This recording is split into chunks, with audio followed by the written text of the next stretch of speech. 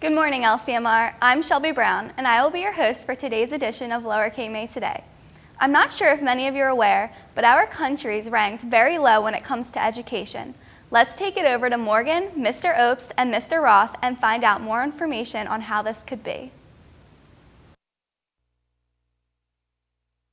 Today, American students are ranked 17th in science and 25th in math in the world. If you made a list of countries from around the world with the best math scores,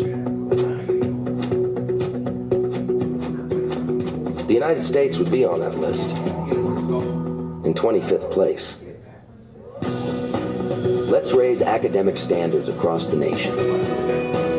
Let's get back to the head of the class. Let's solve this. I really think the ranking of the U.S. as low as it is, which I think last I saw was 18 or 25, was pretty low, is because we test all our kids, all our students. A lot of those countries, by the time you get to 12th year of high school or 12th grade in high school, you're not in school anymore if you're not going to do well. Where we try to keep students in school, so our scores on average are going to be lower than those schools. If you look at a lot of the countries in 4th grade, we outdo them. In 8th grade, we still outdo them or are pretty close. So when you have lower level students taking the test, obviously your scores are going to be down a little bit. I think if you took our top 10% students and compared them to the rest of the world, we would do better than them. We're pretty darn close. I think it's just not fair the way it's compared. So basically the idea is when you've got a bunch of countries with national curricula, we're testing from an unfair disadvantage. If you take our top students and compare our top students to their top students, I think that would be a better comparison. And I would really love to see the results. Over a period of time, I've been teaching for over 20 years now, and I have not noticed any lack of ability of my students to learn. I've taught virtually every class in the science department in this high school, save marine biology. And what I've noticed is every year the students are different, which you would anticipate. And over the course of my career, where I've gone from teaching college bound to general to honors and advanced placement, the students that come to my classes are willing to learn. If I can capture their interest in a particular topic or a field that they might see as a future for them, I'm really pleased. I don't think the ability of students has been lowered over the 20 years that I've been teaching. I think some students have selected to not use some of their ability more. But I think the students today are just as bright and just as smart as they've always been. It's just we've had so many distractions anymore. Students are involved in so many things that it takes away from a lot of their time. I don't think their achievement level is as high at times as it used to be, but that's because we're asking them to do so many things and not focusing in on certain things. We can do better than this. Growing up, many children have that one hobby that they adore, whether it be arts and crafts, acting, dance, or a sport.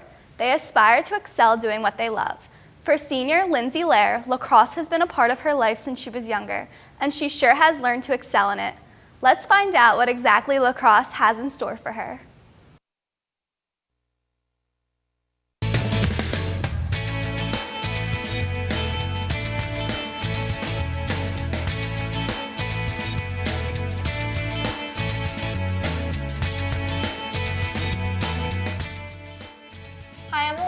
Here, senior standout lacrosse player, Lindsay Lare. So Lindsay, what inspired you to play lacrosse? Well, I first started playing for Avalon Lacrosse, and I had a lot of friends going out for the team, so I thought I would try out. Since you worked your way up from Avalon Lacrosse to high school lacrosse, what goals have you achieved over the years? I think the biggest goal my freshman year was starting varsity, and then working my way up all the way to my senior year, and getting first team CAL and breaking the school record was pretty cool. Since the recruitment process began, what colleges looked at you and what was your final decision? I looked at a lot of higher level D2, low level D1 schools, Mount St. Mary's, Temple, Wagner, D2. I looked at Limestone, Pfeiffer, a bunch of schools in Florida. but I finally decided on University of New Haven.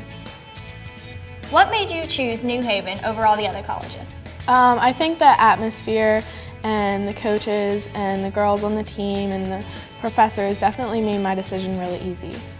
What are the goals you'd like to accomplish over your college career? I think it'd be really cool to win our conference and then make our way to nationals and compete at that level, and then also get my undergrad degree in pre-med and work my way to graduate school as a physical therapist. Congratulations on your commitment, and we wish you luck in New Haven. Thank you.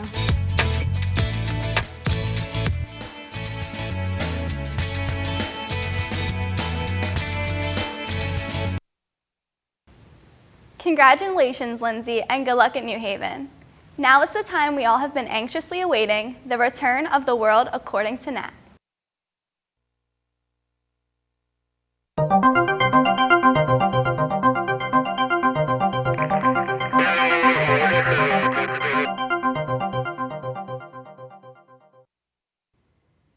Hi, I'm Natalie Craig, and this is the World According to Nat. It's hard to believe that in a week or so, the grades will be captured and that we will be halfway through the year, which I'm sure is a relief to many students who look forward to their summer vacation. To us students, summer is like a shiny beacon of light at the end of a dark tunnel.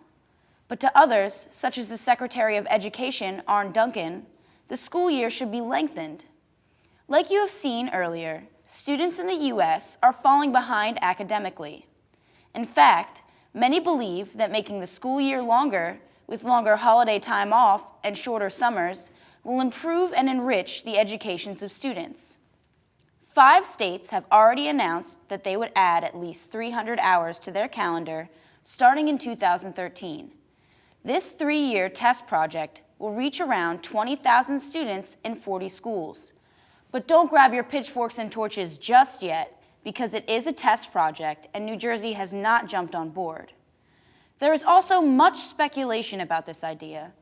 A lot of people believe that a period of relief is necessary to alleviate the overworked minds of students, and it gives them a time to spend with their family and study the subjects they are interested in more depth. Do you think that this experimental program will have constructive results? Should we be able to keep our beloved full-length summer? Or if policies change, will it be for the better? What do you think? Back to you at the news desk, Shelby. Thanks, Nat. Now for some quick daily announcements. The mock trial team defeated Cape May Tech last night. Plaintiff's attorney Hamilton Milky Wild and Megan the Mormon Joyce were terrific. Witness Jack Weber, Samantha Bender, and Kira Adams were also terrific. The team's record is 2 wins versus 1 loss. Attention Key Clubbers. See everyone at the Division I Polar Plunge on Sunday. Pick up papers in C1 from Mr. Vitale or D9 from Miss Eakin. Well, that's all the time we have for today's show. I'm Shelby Brown. Have a great weekend, Lower Cape May.